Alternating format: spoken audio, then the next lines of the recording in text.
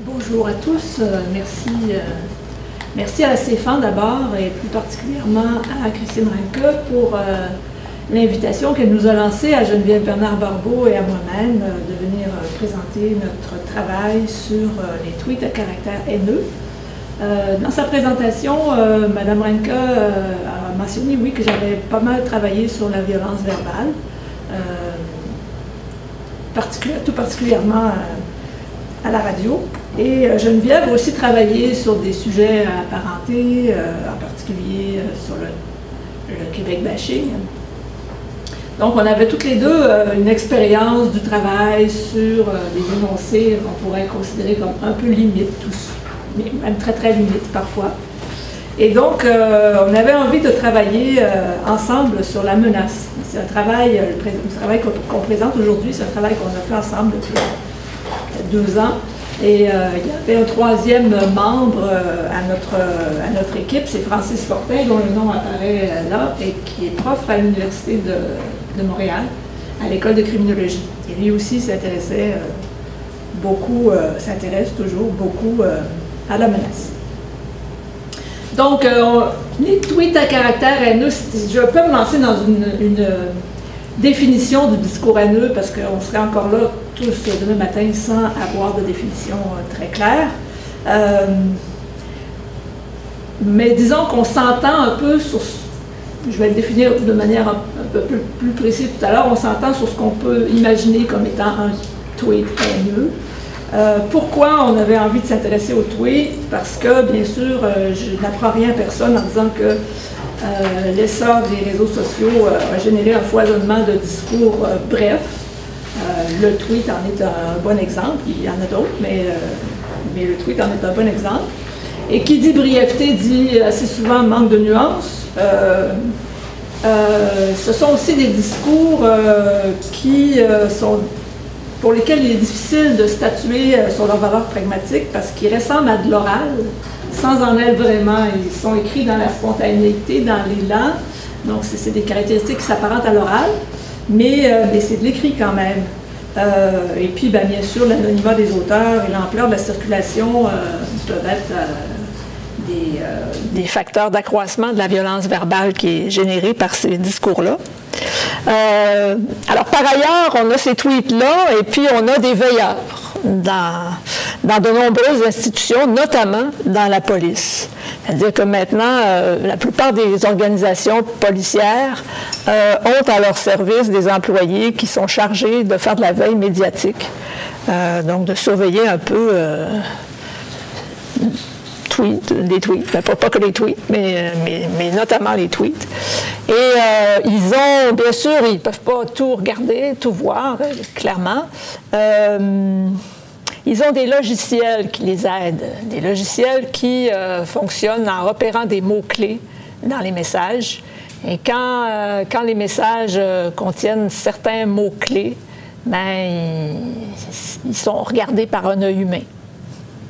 Donc, les veilleurs, ils regardent ces messages-là qui ont été identifiés au préalable comme étant susceptibles d'être dangereux, entre guillemets, à cause d'un logiciel de recherche de mots-clés. Alors, le veilleur examine le message. S'il le juge dangereux, inquiétant, il y aura une enquête. Alors, la plupart des travaux menés sur ce sujet-là, il y en a un certain nombre, visent à améliorer les algorithmes permettant de réduire efficacement le nombre de messages à traiter manuellement. Je n'ai pas d'adverbe pour l'œil. Ils font ça avec leurs yeux, mais on dit manuellement. Donc, ce n'est pas des travaux qui ont été faits par des linguistes. Très, très rarement. C'est des travaux qui sont faits par des informaticiens. Et puis l'idée, c'est une espèce de fantasme qu'un jour, on va avoir un logiciel assez bon pour détecter les messages dangereux, puis on n'aura plus besoin d'humains pour les regarder. Mais pour l'instant, il y a quand même des messages qui sont regardés manuellement et on ignore ce qui détermine un veilleur à intervenir ou pas à la lecture de tel ou tel message. Et c'est sur cette question-là qu'on a fondé notre travail. Ça nous intriguait, cette question-là, de savoir, mais oui, mais devant un message, ils en regardent plusieurs. Pourquoi celui-là, on estime qu'il faut enquêter, puis pas celui d'à côté? Donc, nos questions de recherche sont les suivantes. Les veilleurs que je qualifierais de professionnels, c'est-à-dire ceux qui sont à l'emploi d'institutions policières, est-ce qu'ils évaluent le message différemment de nous, les citoyens ordinaires? C'est-à-dire que moi, quand je lis des tweets, il y en a qui m'énervent, il y en a que je trouve inquiétants. Est-ce que c'est les mêmes que ceux que trouvent inquiétants les veilleurs de la police? Donc ça, c'était notre première question. Puis notre deuxième question, bien, outre les mots-clés qui sont déjà trouvés par le logiciel automatiquement, quels sont les éléments du message qui incitent les veilleurs à poursuivre l'investigation après sa lecture? Donc, c'était nos deux questions de recherche. Et pour y répondre, on a eu l'idée d'imaginer un test de perception du danger, je le mets entre guillemets, représenté par un tweet. Alors, quelques mots sur notre cadre théorique. Nous sommes des analystes de discours. Ça veut dire qu'on fait de l'analyse de contenu, mais on est des linguistes, donc il n'y a pas que le contenu qui nous intéresse, la forme nous intéresse aussi grandement. Donc on regarde le lexique, on regarde les temps verbaux, par exemple, entre autres éléments, mais on ne considère absolument pas que le langage est un véhicule transparent des idées. Donc la forme qu'on donne au message, c'est important pour nous. On a puisé aussi d'autres éléments théoriques en sémantique, notamment en grammaire des cas, dans la sémantique des cadres. Fillmore est l'initiateur de tout ce courant-là. Vous voyez que j'ai donné des références anciennes, mais parce que j'ai voulu donner les premières références là-dedans. Théorie des actes de langage, bien sûr, parce que c'est aussi un de nos credos théoriques.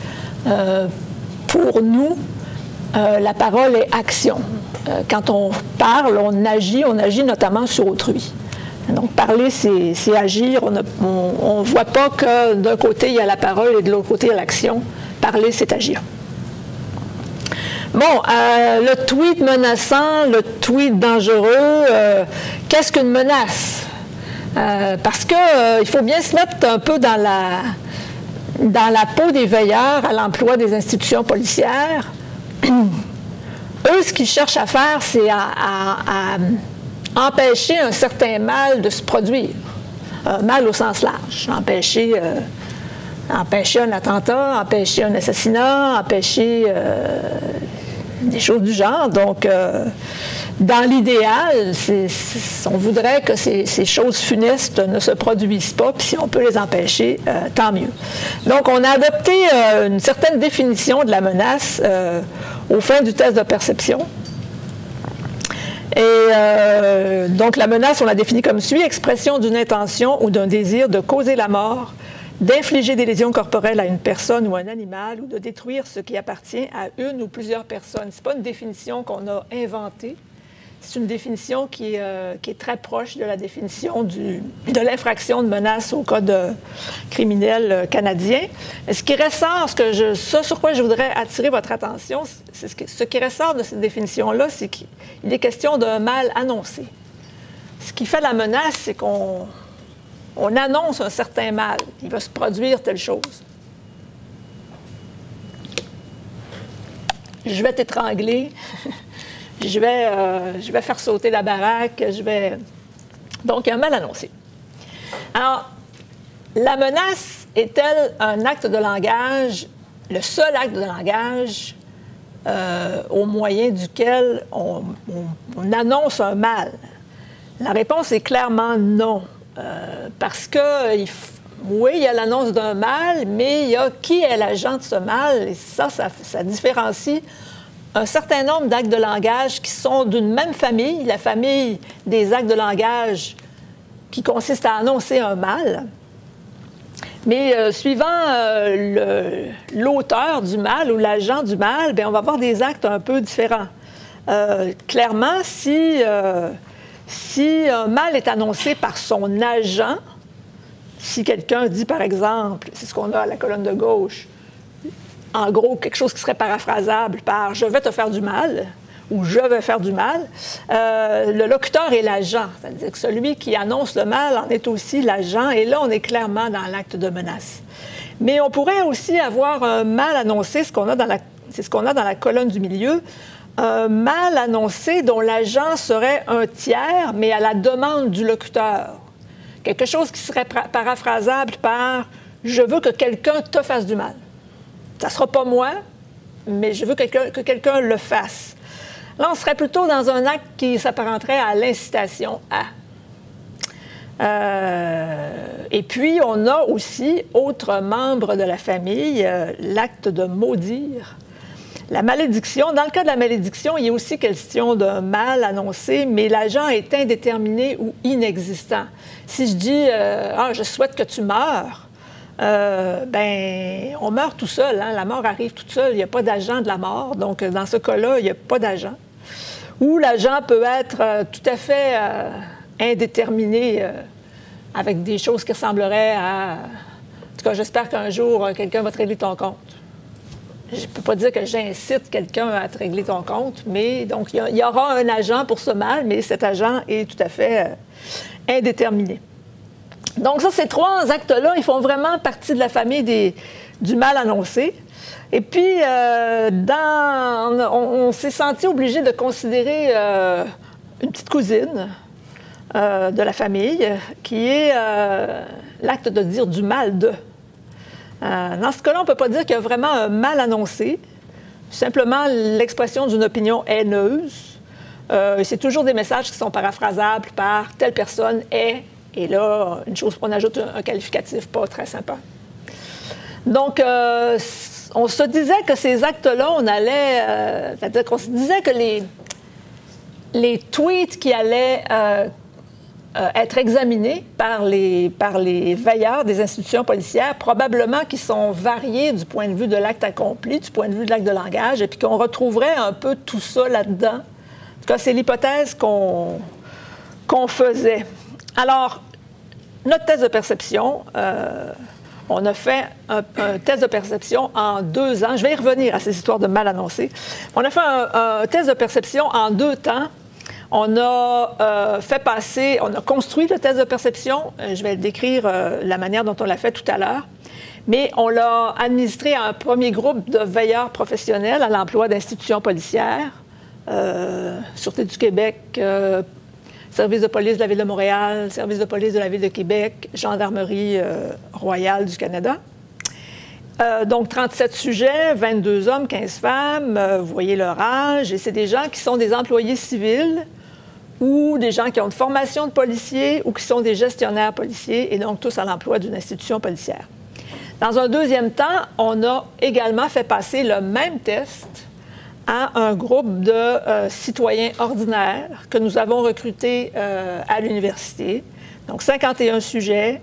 Vous voyez la distribution par genre, par âge. Tous étaient étudiants à l'université dans de nombreuses disciplines, mais évidemment, linguistique exclue. On n'acceptait pas les étudiants en linguistique.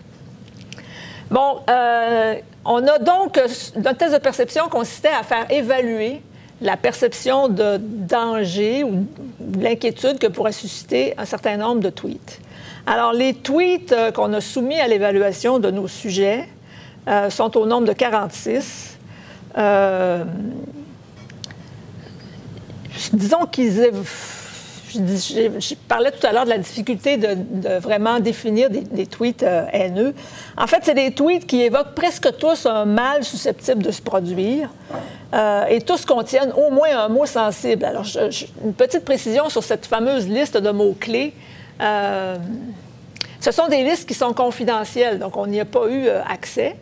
Mais on se doute quand même de ce qu'il y a sur la liste, là, des mots comme tuer, bombe, etc. C'est certainement des mots sensibles. Donc, les tweets qu'on a retenus, on en avait, notre collègue de criminologie en avait une banque de plusieurs centaines. Et on est allé un peu, pas au hasard, mais en essayant de retenir, on avait des critères là, que je m'apprête à donner, mais tous évoquent un certain mal susceptible de se produire, tous contiennent au moins un mot sensible. Tous sont des manifestations, disons, de colère, de haine ou genre d'émotions semblables.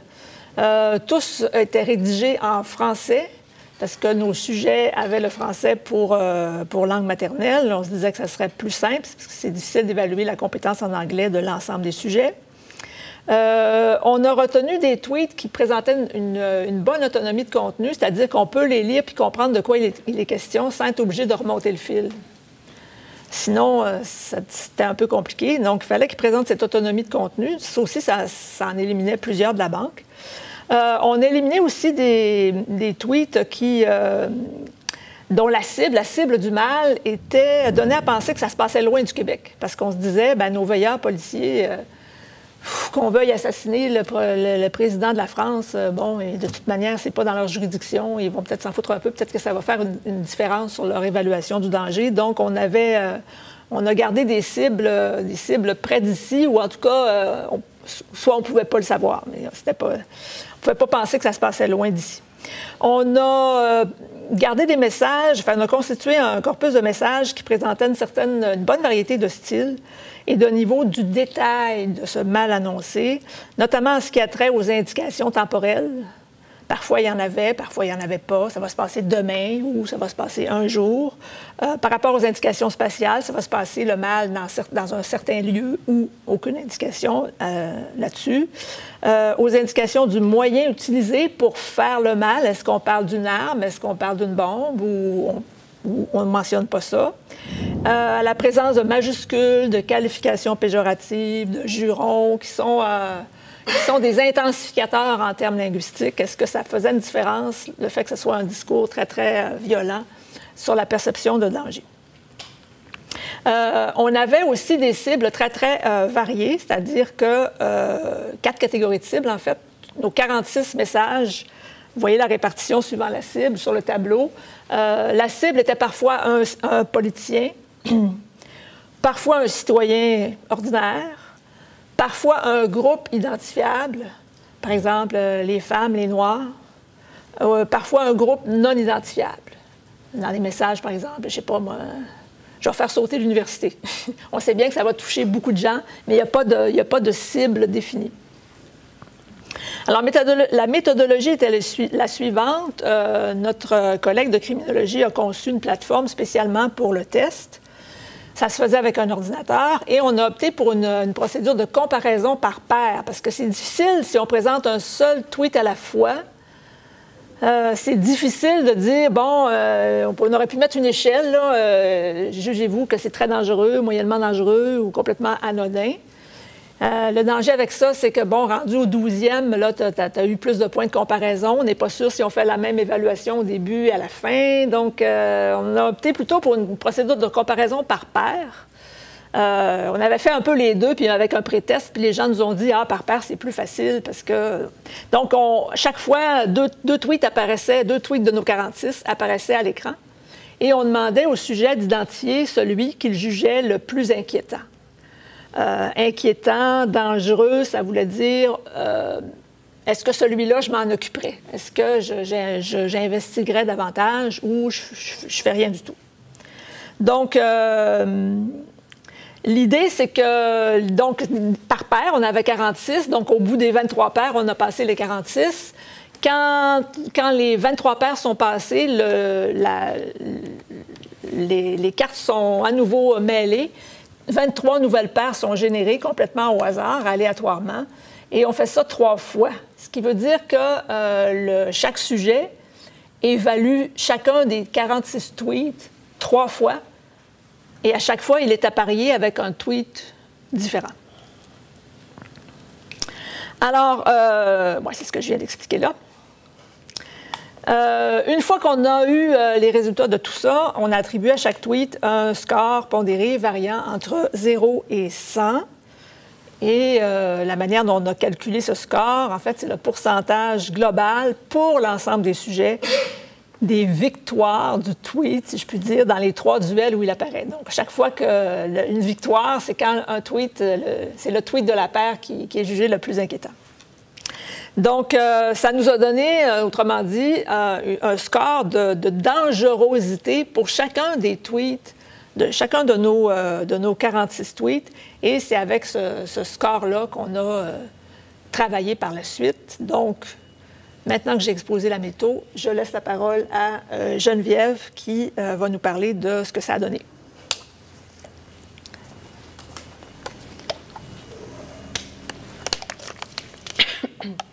Oui, alors, premier grand résultat, vous voyez ici, en fait, les 5 tweets qui ont été jugés les plus dangereux selon nos 2 groupes de témoins, donc les veilleurs d'une part, puis les étudiants de l'autre. Puis déjà, on voit que ce sont exactement les mêmes tweets. Donc, les 5 jugés plus dangereux sont les mêmes pour les 2 groupes et sont présentés aussi dans le même ordre. Donc, on a vraiment le même résultat pour les tweets jugés les plus dangereux, tant chez les policiers, ou en tout cas chez les veilleurs, que chez les étudiants. On voit que la différence entre le score le plus faible, le plus fort, c'est la même chose aussi. La seule différence, en fait, réside dans le fait que chez les veilleurs, on cote un peu plus sévèrement, c'est-à-dire qu'on donne une cote un petit peu plus élevée au message, mais sinon, on a vraiment exactement le même portrait. Si on regarde maintenant les 5 tweets jugés les moins dangereux, on a presque un portrait identique, mais il y a quand même des petites nuances. En fait, on a 4 tweets qui sont jugés de façon quasi identique chez les veilleurs et chez les étudiants, donc les 4 du milieu. Les numéros 20, 36, 17 et 19. Mais chez les veilleurs, on a le tweet jugé le moins dangereux d'entre tous, c'est le numéro 18. Et celui qui est jugé le moins dangereux d'entre tous chez les étudiants, c'est le 44. Donc, mais encore une fois, on a à peu près les mêmes résultats chez les 2 groupes, ce qui nous laisse croire finalement qu'on évalue sensiblement de la même façon les messages, peu importe notre appartenance professionnelle. On voit ici, par contre, encore une fois, que les scores des policiers sont un peu plus ramassés, si on peut dire, plus concentrés, donc plus marqués vers le bas que chez les étudiants, où là, c'est un petit peu plus diffus. Mais à part ça, il y a vraiment très, très peu de différence. Les tweets entre les professionnels, donc les veilleurs, et ceux qu'on a appelés les profanes, donc les étudiants, les citoyens lambda. Profane en linguistique, ça a quand même un terme pas connoté comme dans le langage courant. Donc, les profanes sont les non-spécialistes. Évaluent les tweets de façon très, très semblable. Les messages perçus comme les moins et les plus inquiétants sont pratiquement les mêmes, à une petite différence près. Les scores se ressemblent beaucoup dans les 2 groupes, donc concentrés vers le 80, vers le 79 ou vers le 17, 20, donc il n'y a pas d'immense différence. Comme j'ai dit, les scores sont un peu plus polarisés chez les veilleurs, donc plus faibles pour les messages jugés les moins dangereux, plus élevés pour les messages perçus les plus dangereux. Mais outre cette différence, il y a finalement assez peu d'écart entre les 2 groupes. Ce qui fait en sorte que pour le reste de la présentation, je vais me concentrer en fait exclusivement sur les résultats obtenus chez les veilleurs, donc le premier groupe à partir duquel on a travaillé. Vous avez, j'ai distribué un exemplier des 10 tweets en fait jugés les plus et les moins dangereux. Toute l'analyse va être menée à partir de ces 10 tweets, c'est 20 tweets, 10 plus dangereux, 10 moins dangereux. Pour des raisons simplement de présentation de PowerPoint, je vous ai reproduit les 5 jugés plus et moins dangereux ici, mais vous en avez une liste un petit peu plus longue sous les yeux. Ce qui frappe ici, dans un premier temps, c'est que tant chez les tweets jugés les plus dangereux que chez les tweets jugés les moins dangereux, il n'y a pas d'unanimité de jugement. On n'a pas, par exemple, de score de 0 ou de score de 100. Ça peut probablement être expliqué par le test qui a été fait. Comme c'était un test de comparaison, puis que la comparaison entre les 2 tweets était... c'était pas toujours entre les mêmes tweets, forcément. Les veilleurs n'avaient pas le choix de se prononcer et de dire, peut-être que ces 2 messages-là me semblent absolument pas dangereux, mais il faut quand même que j'en note un plus dangereux que l'autre, ou à l'inverse, les 2 me semblent très graves, mais il faut quand même que je les hiérarchise. Ce qui peut expliquer qu'on n'a pas de score de 0 ou de 100. Donc, voilà pour le tableau général. Maintenant, qu'est-ce qu'on a testé? On a fait le test à partir de différentes variables pour essayer de circonscrire ce qui est jugé menaçant ou dangereux. Pourquoi ces messages-là sont jugés plus dangereux? Pourquoi ceux-ci sont jugés moins dangereux en termes linguistiques pragmatiques? Donc, on a testé différentes variables que vous voyez ici. Donc, la nature de la cible qui est visée par le mal qui est annoncé. Je vais le tuer ou je vais te tuer, par exemple. Donc, on n'a pas une même cible. La présence d'un mal préjudiciable, donc est-ce qu'une annonce d'un mal quelconque est faite ou non? Est-ce que le locuteur est l'agent du mal qui est annoncé? Donc, Marty en a parlé tout à l'heure, c'est la différence entre je vais t'étrangler et j'espère que quelqu'un va t'étrangler. Donc, dans le premier cas, le locuteur est l'agent, c'est lui qui va produire l'action annoncée. S'il va jusqu'au bout, évidemment, ce qu'on ne souhaite pas. Est-ce qu'on a présence d'éléments implicites, des éléments qu'il faut décoder où tout est explicitement dit dans le tweet? Est-ce qu'on a de la présence d'indices de réalisation? Est-ce qu'on indique, par exemple, le moment où aura lieu le mal annoncé, le lieu, le moyen avec lequel il va être réalisé, donc avec un fusil, avec un couteau, etc. On a porté attention également au temps et aux modes verbaux. Aux qualifications péjoratives, donc la question des insultes, par exemple, et les intensificateurs, par exemple les jurons, les adverbes d'intensité, etc. On a testé l'ensemble de ces variables sur notre corpus de 46 tweets. Il s'est avéré que certaines variables sont plus significatives ou plus révélatrices que d'autres. C'est celles que vous voyez ici. Donc, ce sont sur ces variables que je vais poursuivre pour le reste de l'analyse parce que les autres étaient finalement un peu moins révélatrice. Donc, commençons maintenant pour les résultats mêmes. Donc, dans un premier temps, on a vu que la menace s'inscrivait dans un ensemble d'actes à côté, par exemple, de l'incitation, etc., où il y avait un mal qui était annoncé. C'est donc pas très surprenant que ce mal annoncé se retrouve beaucoup dans nos tweets.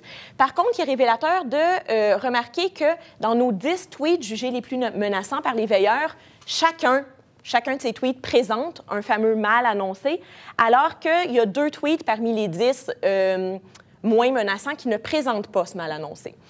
Par mal annoncé, qu'est-ce qu'on a comme exemple? Bon, on aurait le premier cas ici, le numéro 2, je crois que je vais le tuer.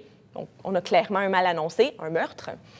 Mais il faut savoir que ce mal annoncé peut être fait par un agent contre lui-même. Ce serait le cas des messages qui annoncent un suicide. On en a 2 dans le corpus, puis d'ailleurs, les 2 sont jugés dans les 10 les plus menaçants, les plus dangereux. Donc, vous voyez l'exemple 3, je poste ça là et je vais aller me pendre. Donc, il y a un mal annoncé qui est fait contre la personne même qui annonce ce mal. Et voilà un exemple, enfin, d'un dernier tweet où il n'aurait pas présence de ce mal annoncé. Donc, ça fait partie des 10 tweets les moins menaçants. Non, c'est un gros fils de pute, il mérite sale juif, retourne en Israël, merde, il t'aime tellement ta merde. C'est pas un message gentil, ça, je pense que tout le monde peut être d'accord. C'est vraiment pas un message politiquement correct non plus, mais il n'y a pas un mal annoncé à proprement parler, dans la mesure où il n'y a aucune action préjudiciable qui est réellement annoncée. On fait reposer la responsabilité du départ de la personne, donc retourne là-bas, sur cette personne même. Donc, on ne dit pas « on va te déporter, on va te faire quitter le pays ». On dit « retourne-y si tu n'es pas content ». Donc, voilà pour le mal évoqué. Mais on voit que c'est quand même majeur. C'est quelque chose qu'on a dans la quasi-totalité de nos tweets. Il faut donc aller plus loin que ce fameux mal annoncé. Et c'est là qu'arrive la question de l'agentivité du locuteur, qui est probablement le trait le plus important dans nos résultats. En fait, on voit que parmi les 10 tweets jugés les plus menaçants, il y en a 8 qui présentent un locuteur qui est agent du mal annoncé. Ce serait le cas de le numéro 13 ici. Je vais me faire un dossier sur lui, je vais le tuer cet après-midi. Donc là, c'est clair, le jeu annonce très clairement que le locuteur se présente comme l'agent du meurtre qui aura lieu, le meurtre étant le mal annoncé. On peut avoir aussi un agent qui est un tu, donc tu le tueras demain, par exemple. Un agent qui est masqué, Marty parlait tout à l'heure du cas de quelqu'un doit tuer X ou X doit être tué, ou encore aucun agent, je voudrais que X meure.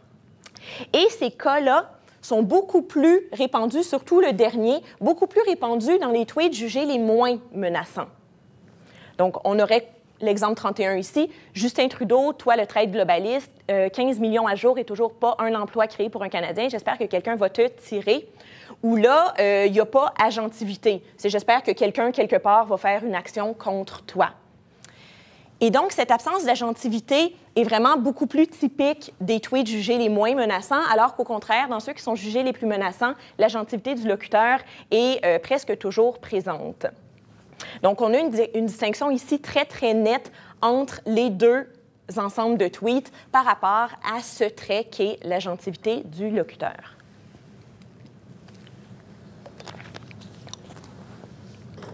Donc, si on reprend, tout à l'heure, Marty vous a présenté un tableau avec différents actes apparentés, la malédiction, la menace, l'incitation, puis l'opinion haineuse. Si on reprend l'ensemble des tweets jugés les plus dangereux et les moins dangereux, on voit que, en fait, parmi les 10 plus dangereux, il y en a 9 qui correspondent presque exactement à la définition canonique au plan pragmatique de la menace, où on a l'agentivité du locuteur et un mal annoncé. Tandis que dans les tweets jugés les moins dangereux, on est plutôt autour de la malédiction ou encore de l'opinion haineuse. Donc là aussi, commence à émerger une conclusion, en tout cas une espèce de tendance dans nos données où les messages jugés les plus problématiques s'apparentent à à la menace telle qu'on peut la circonscrire au plan juridique, mais également au plan pragmatique. Voilà donc pour ce rappel général avec les traits sémantiques, les traits pragmatiques. Maintenant, si on tombe dans les autres composantes qu'on a analysées, on s'est intéressé à ce que l'on a appelé les indices de réalisation.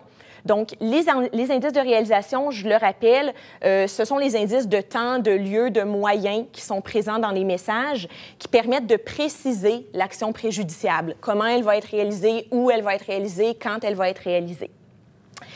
Et là où la variable semble le plus significative, c'est quand on parle des indices de moment ou de lieu, où 5 des tweets jugés les plus dangereux présentent de tels indices, alors qu'aucun tweet parmi les moins dangereux présente cet indice.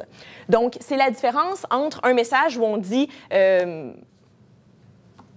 vais te tuer », on ne sait pas quand, on ne sait pas où, on ne sait pas comment, et un message comme celui-ci, le numéro 26, une chose à vous dire, mes chers amis du Québec, ça va brasser fort à Saint-Jean-Baptiste, tout va péter comme des feux d'artifice, mais il y aurait une seule couleur, rouge et blanc, où on a ici un indice de temps, la Saint-Jean-Baptiste, donc le 24 juin.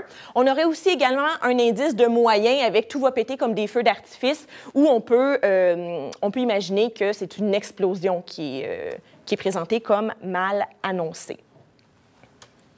Donc ici, qui est très discriminant, en fait, entre les deux ensembles de tweets, ceux qui sont jugés les plus et les moins dangereux.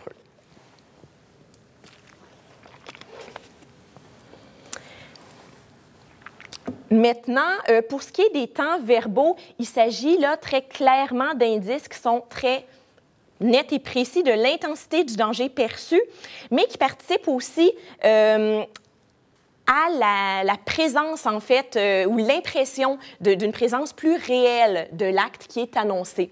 C'est-à-dire qu'on peut avoir des verbes qui sont au futur, que ce soit le futur simple ou le présent à valeur de futur, par exemple. On a de l'impératif et on a les autres temps verbaux, par exemple le présent ou le conditionnel. Et on voit que les verbes au futur sont ceux qui sont les plus présents dans les tweets jugés les plus menaçants. Donc ici, au numéro 1, demain, j'arrache la tête de mon aigle de voisin. Donc, on a un présent, oui, mais un présent qui est à valeur de futur puisque accompagné par le demain. Alors qu'à côté de ça, bon, on avait l'exemple que j'ai présenté tout à l'heure, le numéro 31, « J'espère que quelqu'un va te tirer ». Donc là, « j'espère que », là, on est dans les temps de verbe « autres » qui sont davantage caractéristiques des tweets jugés les moins menaçants. Donc, la question du temps verbal ici est très, très importante parce qu'elle permet là aussi d'envisager le tweet, en tout cas pour les veilleurs, ce qui ressort des résultats, c'est que ça permet d'envisager le tweet comme étant plus probable, en fait, de mener à une action réelle quand le tweet est formulé au futur, alors que quand il est formulé à l'impératif ou à d'autres temps, principalement le présent et le conditionnel, on est davantage dans le souhait, la volonté, donc dans la malédiction, par exemple, ou l'opinion haineuse de façon générale, et moins dans la menace. Même chose ici. Donc, Clara, si tu fouilles mon Twitter, grosse pute de merde que tu fais, je t'ai bloqué de partout. Me parle plus, crève, chienne de merde, où là, on est vraiment dans l'impératif, où ce tweet-là a été jugé parmi les moins dangereux, donc où il n'y a pas cet indice de réalisation concrète dans un futur proche ou non de l'action.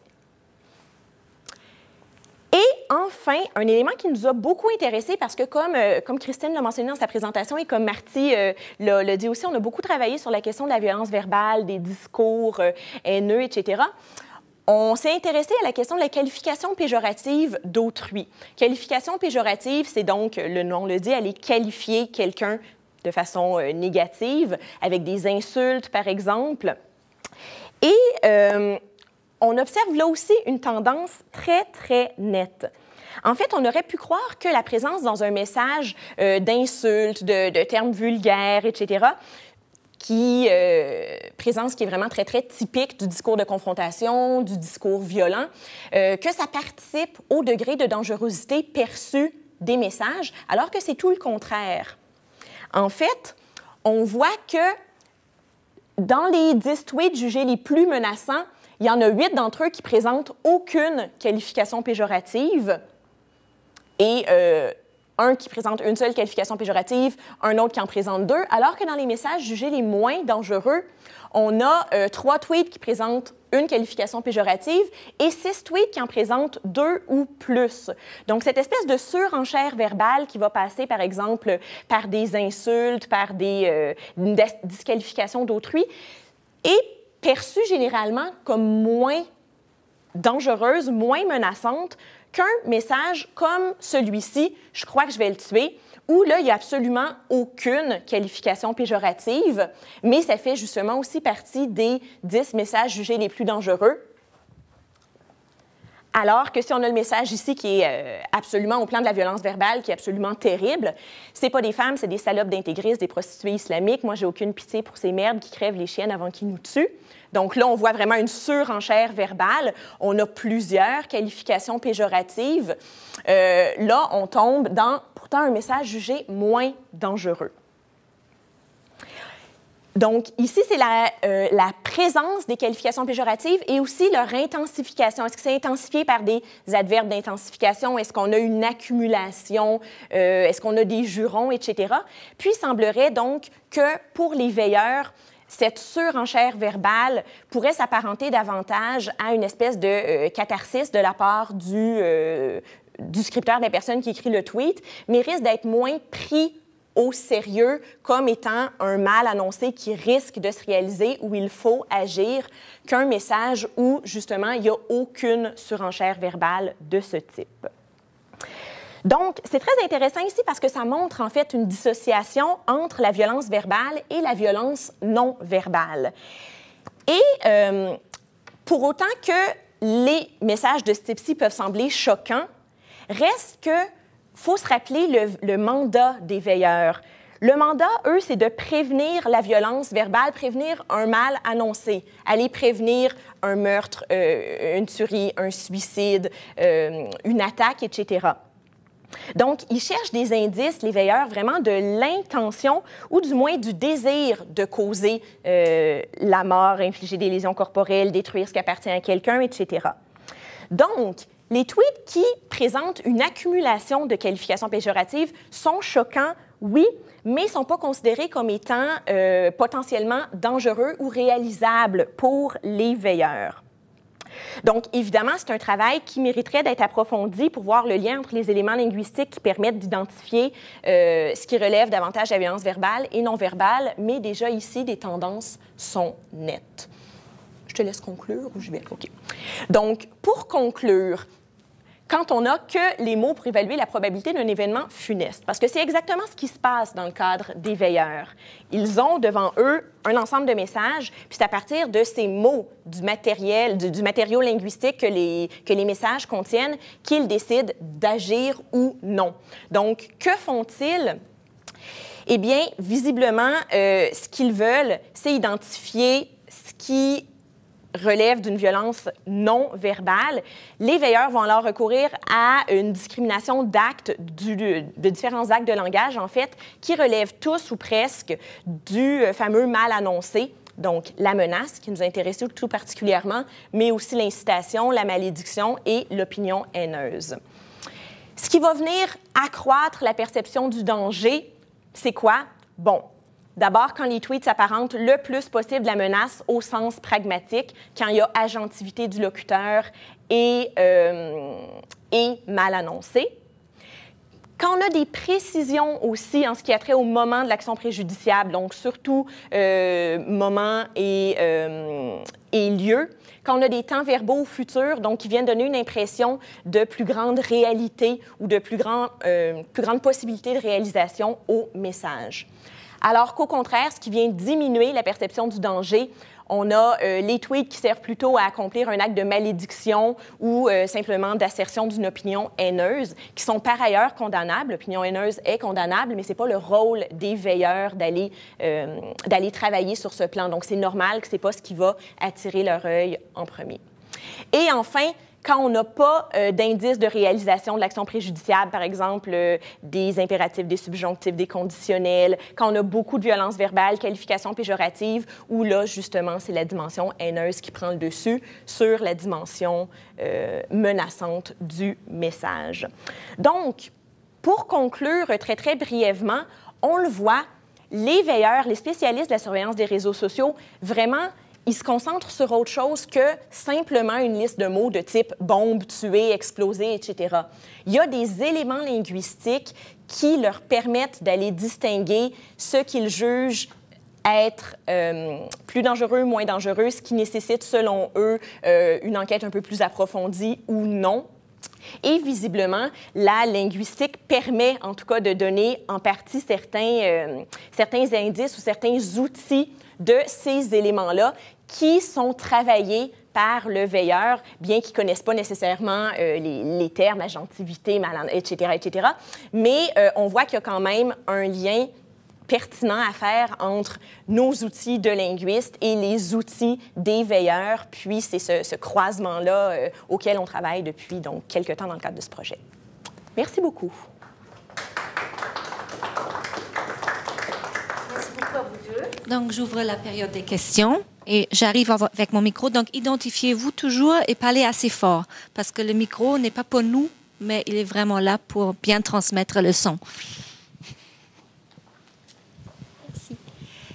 Bonjour, mon nom est Caroline.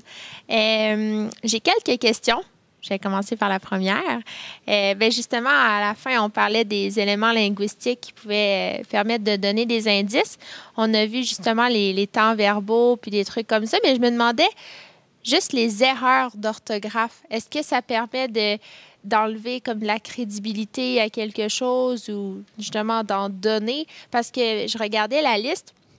Puis, il n'y en a vraiment pas beaucoup là-dedans qui n'ont comme pas d'erreur d'orthographe.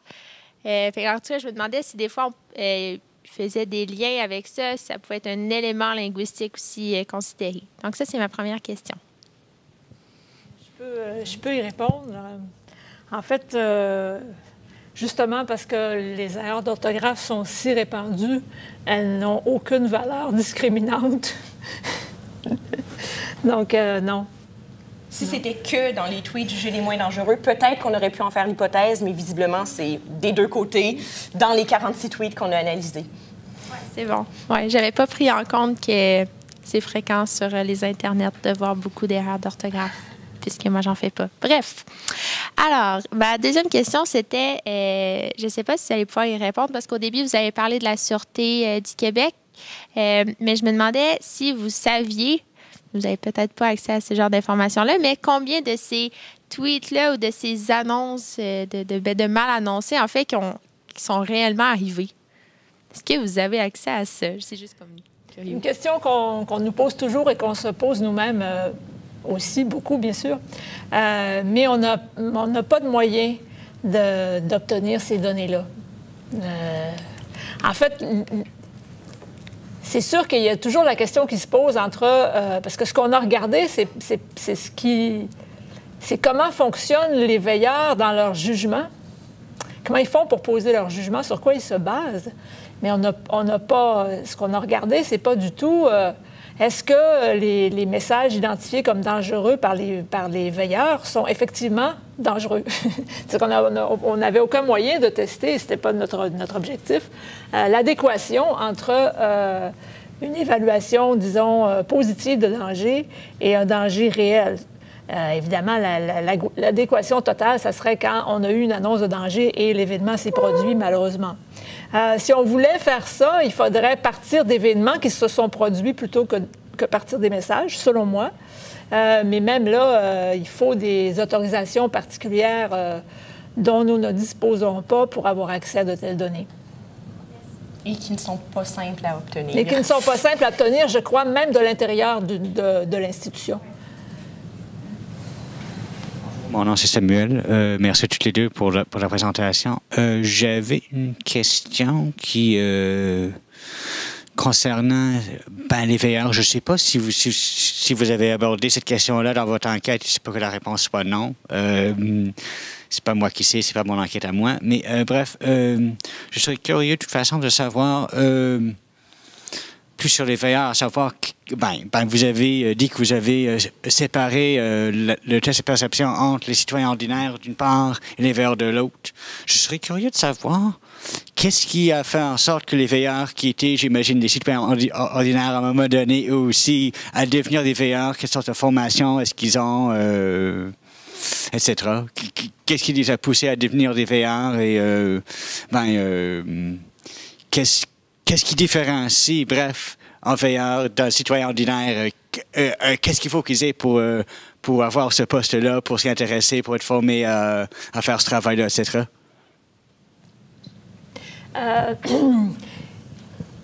Ils ne reçoivent pas, pour ce qu'on en sait, de formation particulière.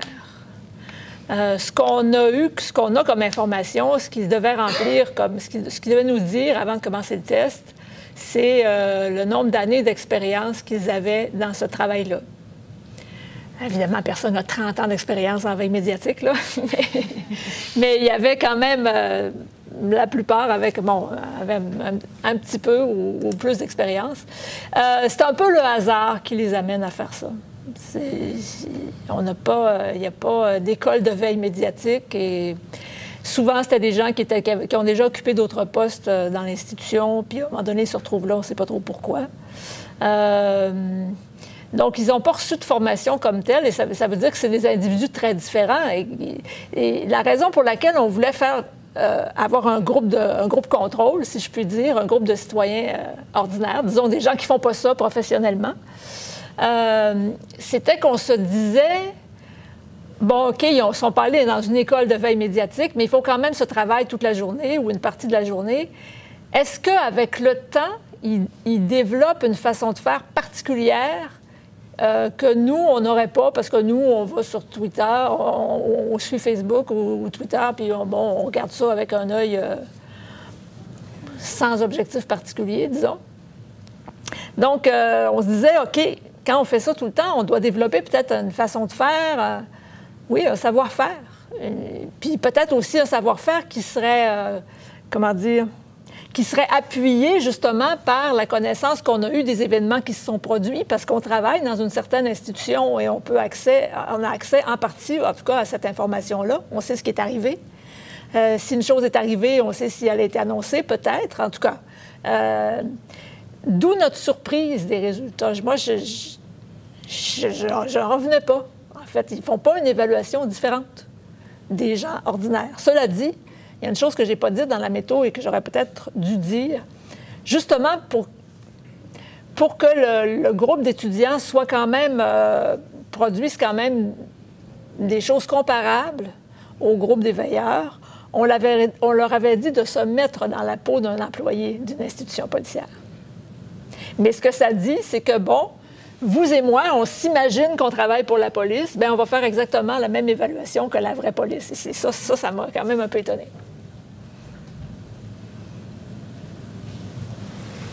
Donc, on avait aussi une question d'un auditeur à distance, donc Fawazaya, qui dit premièrement « Bonjour à tous, je vous remercie pour votre présentation ». Donc, il y a 2 questions, en fait, qui sont plus 3, mais séparées en 2 volets. Donc, la première, qu'est-ce qui justifie le choix des tweets au lieu, par exemple, des messages Facebook? Est-ce parce que Twitter est considéré comme un média plus militant? Un médium? Plus militant. Ah! C'était pas la base sur laquelle on a choisi Twitter. Il y a des questions d'accès. Twitter, c'est plus facilement accessible. Facebook, il y a des paramètres de confidentialité. Évidemment, il y a des comptes ouverts, mais on n'a pas accès à tout. Twitter, il y avait aussi une espèce d'uniformité dans la longueur des messages parce que c'était encore du maximum de 140 caractères. Donc, il y en avait des plus courts et des plus longs, évidemment, mais on ne passait pas de 140 à 200 parce que sur Facebook, on peut écrire très, très longuement. Donc, il y avait aussi l'uniformité. D'accord, merci. Puis ensuite, il demande, il dit l'éducation aux médias est-elle intégrée dans le système éducatif au Canada pour permettre aux citoyens de faire un meilleur usage des médias en général et des médias sociaux en particulier? Non. Non. Ça serait une bonne idée. Il faudrait peut-être, justement, quand on voit des messages comme celui-ci, on commence à en parler. Parfois, à la suite d'événements funestes, d'événements tragiques dans les médias parlent de la question de la cyberintimidation, par exemple. Il y a une sensibilisation qui peut être faite dans une certaine mesure, mais ce n'est pas dans un cadre scolaire, par exemple, où ce serait accessible à tous. Bon, on a une autre question. Un instant, je me promène. Bonjour, c'est Yannicka. Je me demandais, voyons que les veilleurs, il y avait beaucoup moins de femmes dans le corpus. S'il y a aussi des résultats avec la perception des femmes du danger d'un énoncé par rapport aux hommes, ils évaluent pareil ou différent? Vous avez regardé ça? On a ces résultats-là. On n'avait pas le temps de les présenter. Il n'y a pas de différence majeure. Il n'y a pas rien de statistiquement significatif. Ça aussi, ça nous a un petit peu étonnés. Donc, bonjour, je m'appelle Joël. Déjà, encore une fois, merci beaucoup pour la présentation, très intéressant. Vous avez un peu répondu quand même partiellement dans la question de Samuel au niveau des backgrounds des veilleurs, un peu de la formation qu'ils avaient peut-être antécédant à ça. Mais je me demandais si vous aviez récupéré au niveau des étudiants leur domaine d'études, justement. Est-ce que ça a été récupéré au sein de... Est-ce qu'il y a des comparaisons, des choses qui ont été faites à ce niveau-là? Ça a été récupéré, oui. C'est ça, il y avait plusieurs domaines d'études. On avait exclu linguistique, évidemment, parce que, pour des raisons évidentes. Après, une comptabilisation par discipline, on l'a fait, mais... on a 51 sujets et 11 disciplines. Donc, ça veut dire qu'on ne peut pas faire le moindre... appuyer quoi que ce soit là-dessus sur le plan statistique. Là. Il n'y a pas assez de sujets dans chaque discipline. Mais on tenait à ce qu'il y ait justement... parce qu'on disait, bon, peut-être l'influence d'une discipline, ça pourrait faire quelque chose. Donc, on tenait à avoir la plus grande variété possible pour cette raison-là. Et on a autant des gens en sciences humaines qu'en sciences exactes. On a procédé un peu par boule de neige, là. Puis on est dans une petite université où toutes les disciplines sont à peu près dans un même édifice, donc c'était assez facile de recruter des gens qui avaient des backgrounds pas mal différents. C'est sûr, ce qu'on a, qui est peut-être relativement moins comparable par rapport au groupe des veilleurs, c'est qu'évidemment, on a une surreprésentation des jeunes adultes, évidemment, dans le groupe d'étudiants par rapport au groupe des veilleurs. Mais sinon, pour la discipline, c'est très, très varié, puis on n'en avait pas assez de chaque discipline pour voir une influence quelconque là, de ça sur les réponses. Est-ce qu'il y a d'autres questions? Oui. Bonjour, mon nom est Émilie. Je voudrais savoir si les résultats de cette étude-là ont amené à modifier le logiciel des veilleurs.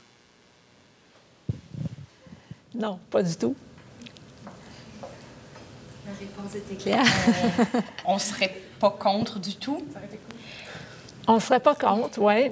Mais... Il y a une chose à laquelle on ne pense pas toujours, mais c'est que ces logiciels-là qui sont utilisés par les institutions, c'est des produits qu'ils achètent. Ça veut dire qu'il y a des gens qui mettent au point un logiciel et qui font du démarchage auprès des institutions en leur vantant leurs produits comme « tous vos problèmes sont réglés, tatatam, voici notre logiciel d'enfer ». Et bon, c'est celui qui va faire, qui va être le meilleur vendeur qui va vendre son produit. Alors, je ne dis pas que ce n'est pas des bons logiciels, mais je veux dire que il y a des intérêts commerciaux là-dedans que nous, comme chercheurs, on n'est pas souvent habitués de voir ou on n'est pas habitué de tenir compte de ce genre de facteurs-là.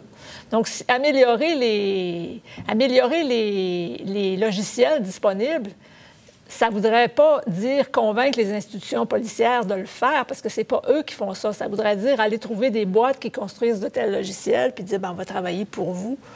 Bon, mais on n'a pas fait ça. Bon, on ne sait pas non plus si on a envie de faire ça, mais en tout cas, on n'a pas fait ça. Éventuellement, là, il pourrait y avoir changement. Ce serait moins par rapport au logiciel. Quand je disais on ne serait pas contre, c'est pas tant le lien, le travail commercial, mais peut-être la formation avec les veilleurs dans les institutions policières, donc avec les analystes plutôt qu'avec les concepteurs du logiciel. On n'en est pas rendu là. C'est une recherche qui en est à ses débuts. Mais effectivement, ça serait une avenue qui nous intéresserait davantage que travailler dans une perspective commerciale pour faire un produit plus vendeur, disons. Puis montrer qu'il y a autre chose que ces fameux algorithmes ou listes de mots-clés.